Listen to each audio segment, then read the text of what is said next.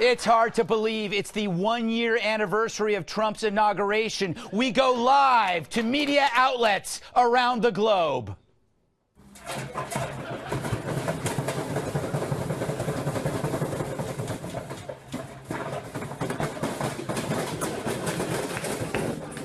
Whoa, that's pretty rough for them. But Trump merrily rolls on. First, there was his physical, which turned into the most transparent examination of a world leader in history. Can you assess the president's mental fitness for office? There was an incident recently where the president appeared to slur his words while giving an address. Did you look into what the cause of that might have been at all? He does have heart disease, is that what you said? Are you ruling out things like early onset Alzheimer's? Are you looking at dementia-like symptoms? With the high cholesterol, are there any concerns for his heart health? Can you explain to me how a guy who eats McDonald's and Kentucky Fried Chicks and all those Diet Cokes and who never exercises is in as good a shape as you say he's in? There's a healthy group. All that's missing here is a video of his digital rectal exam. And what did we learn? That Trump's in better shape than anyone on the planet. Some people have, just great genes. I told the president that if he had a healthier diet over the last 20 years, he might live to be 200 years old. I don't know. 200! So technically that means Trump is really just 25 years old right now. That doctor kicks ass. He's so good, he should have his own show. This Tuesday on Bedside Manner, he's the doctor who breaks hearts as he mends them. He can remove your appendix, but tickle your funny bone. If something should happen to you over the next few months and you should fall ill at some point, then most likely I will be the one called to come and take care of you. Now with quicker pulse, higher blood pressure, and chronic awesomeness. 22 years of medical practice meets a press corps on life support. The president would be clinically obese if he was just an inch shorter, which he probably is. They tried his patience over his most important patient. But when breaking news makes a house call, will journalistic integrity be left in the waiting room? There's no question that, by all standards, by all metrics, the president does have heart disease. Rear Admiral Dr. Ronnie Jackson stars as Dr. Brock Artery. John Roberts as Professor Clive Von Hickerson, Jim Acosta as Vic Jerkface, John Gizzi as Scrubs McGee, and Hope Hicks as Hope Hicks. Bedside Manor. Don't miss the season premiere, I See You in My Dreams.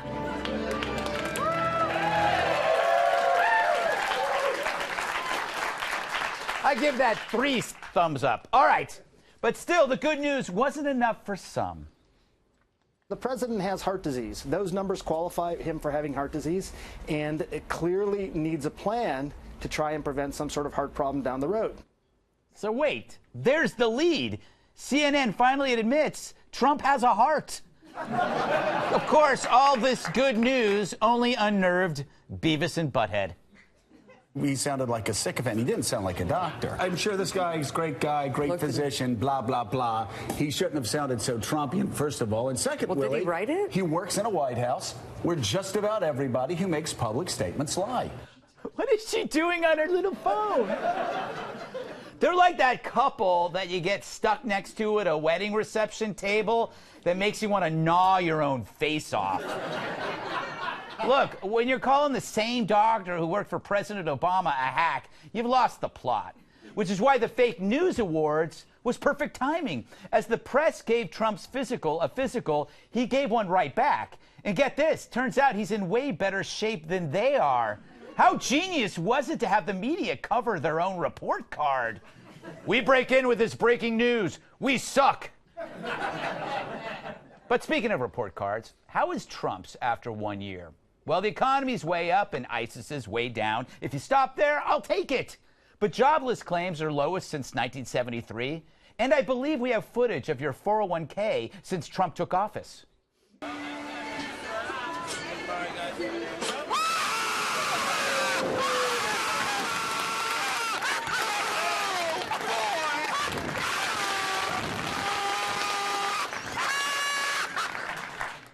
And Trump's tax plan was so good that even Apple's Tim Cook is offering bonuses and bringing thousands of new jobs to the U.S.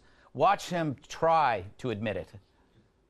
There are large parts of this that are a result of the tax reform, and there's large parts of this that we would have done in any situation. just come out and say it. The guy you can't stand did some good. I know it's painful to credit someone you hate.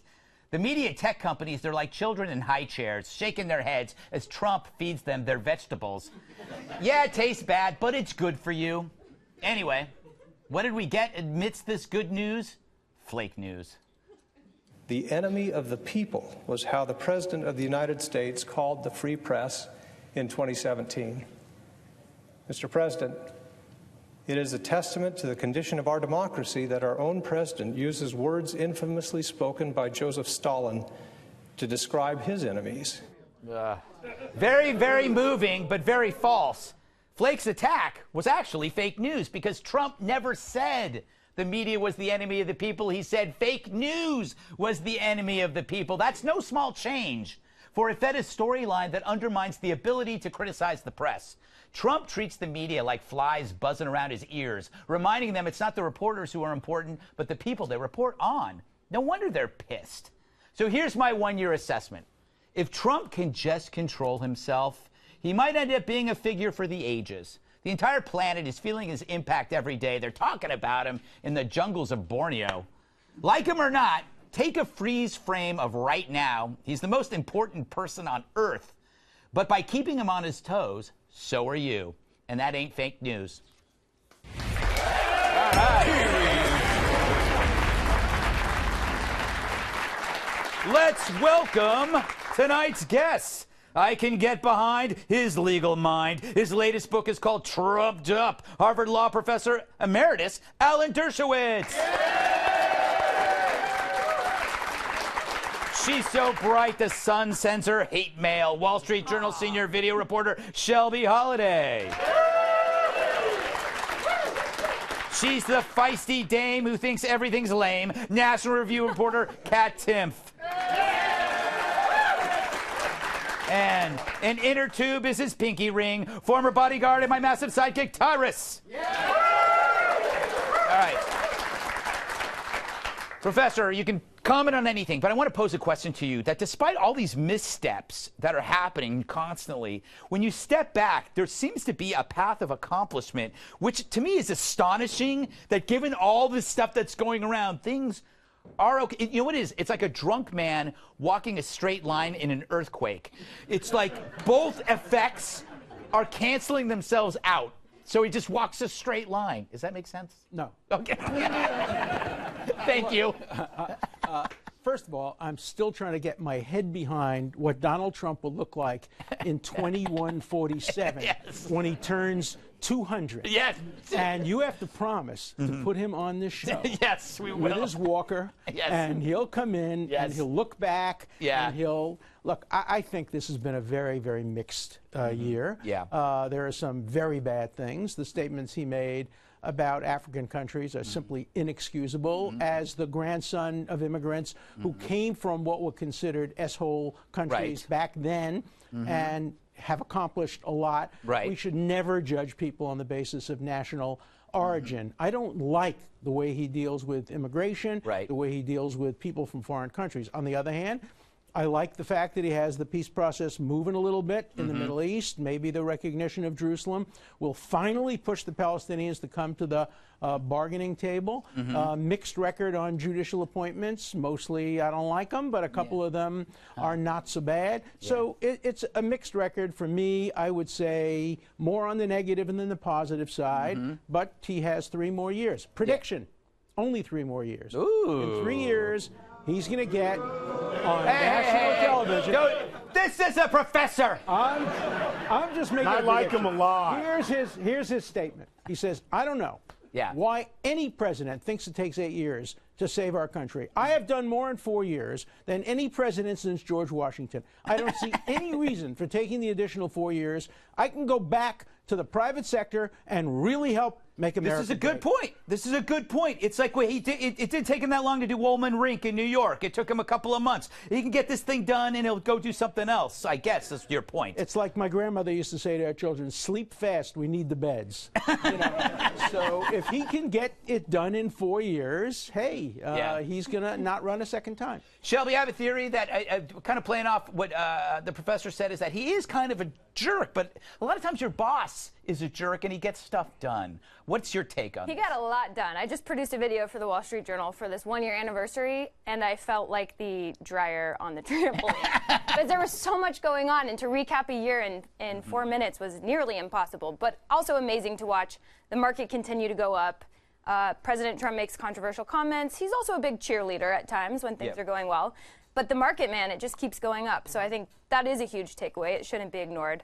I do have a bone to pick with the fake news awards. You cannot come out with fake news awards and have the #1 fake news issue be an op-ed columnist. That is not a reporter. That is not news. You are undermining your entire point when you're but you overmine it when you pick Krugman, because boy does he deserve it. Guy might have said something that was not exactly right, but Krugman, he's not news. He's an opinion maker that everybody respects, no matter how crazy he is as he pets his cat. But why not call it fake media awards? And also, you have better things to do. I think it's fun. I get your point, though. I get your point. Kat, I want to talk to you about the health thing, but you can talk about whatever you want. He really is. He had that guy out there for an hour with Dr. Dreamy answering everything. Which is my nightmare. That's true. If I was ever in public office, they'd be like, oh, she's crazy, within about 3.5 minutes. I don't eat healthy. Sometimes I don't eat until nighttime because I'm too anxious. I have about 30 pairs of penguin socks that I wear year-round. I have a cat that I let sleep in bed with me, and if he doesn't sleep in bed with me, I can't sleep. I watch episodes of Bob's Burgers on loop every single day as I'm getting ready, as I'm in the shower. I'll play it real loud. The neighbors love that. The neighbor lady would come in as a witness on CNN being like, listen, the noise that's coming from her apartment. Thank God that we don't just let TV doctors diagnose us, because if we did, we'd all be screwed. And that is so true. All right, Tyrus, a big finish here with you. I'm stuck on the whole, how many pairs of penguin socks? Between 30 and 50 from my Auntie Barbara. You want to make fun of my Auntie Barbara? She's a very nice lady. Thanks for watching, Auntie Barbara. Yes. Hey. And Uncle Frank. Yes, can't leave out Uncle Frank. So what do you think? I think you have, even if you're a supporter of Trump, you would deceive yourself if you don't admit there is a sense of chaos. It's like you're in a bar in an old West, an old Western where at any moment things could start flying. I think, well, yes and no. And just to go back to one thing, I actually was irked out my mind with all the coverage on his physical. He passed his physical. And it wasn't good enough. So they kept looking for, well, how does he sit? Is he pronated? Does he look for anything? Like, does he have a hangnails or anything we can use to take against him? And the best part was, and I'll leave them nameless because I'm sure it's some kind of shaming, but these really, really chubby reporters at CNN who sit in chairs and tables, and when the camera angles turn, you see the little bellies because they work out, are talking about him, calling him obese. That was hilarious. Like, everyone in America is damn near obese if you do it right. I mean, if you follow the scale, I should be in a walker on my 600-pound life, leaning for Big Macs. But I mean, it's amazing to me that the people that were talking about him, there was no mirror in CNN while you were running your mouth. Like, he's an older man. Of course, he's gonna have a little bends and ticks on his heart. He's supposed to. He's an old man, but he's fine. He passed the physical. Move on. You know, it's funny. I gotta wrap this up. I'm jealous that Trump can eat whatever he wants. I call this old school health. He's not personal trainer healthy that you see everywhere. Personal trainer healthy. They're muscular, but all they do is eat like strained kale. He's dock worker healthy, which is like he eats anything he wants, but could twist the head off a deer. Grumpy old man. Grumpy old man. The old man ate bacon and beer every day. You know, it's funny, but it does reflect a very serious problem that we're trying to pathologize political differences. First, we try to criminalize That's your them. book. Now we're trying to pathologize them, but the Republicans did the same thing. When Hillary Clinton tripped, going into that car, people were diagnosing her. Look how sick she is. She's not qualified to be president. We were right, though. From both sides. Let's cut that out of both sides. Let's get whoever gets elected, let them govern. It's a good point. It's a good point. It's fair point there.